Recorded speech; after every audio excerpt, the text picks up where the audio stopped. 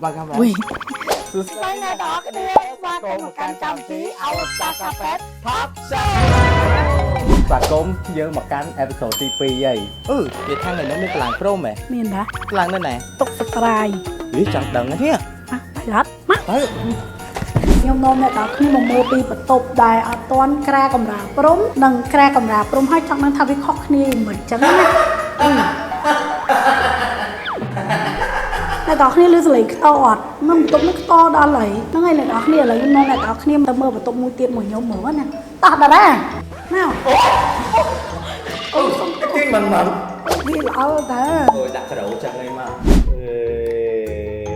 អ្នកទាំងគ្នាមានឃើញអីប្លែកអត់គឺអត់លឺសលេងខ្ទដូចមិញទេធ្វើអត់សាក់មើល ហ្នឹងហើយអីដែលសំខាន់ណាដាក់ព្រមហាគឺអត់មានលឺសលេងខ្ទឲ្យចាំមើលលឺអត់ការខែកម្រាព្រមគឺមានសារៈសំខាន់ខ្លាំងណាស់ទី1គឺជួយកាត់បន្ថយការលឺសលេងខ្ទទី2កាត់បន្ថយនៅការសលេងដើរអត់ឲ្យរំខានទៅដល់បន្ទប់អ្នកដទៃទី3គឺការពារល្អខ្លាំងណាស់អ្នកនរគ្នា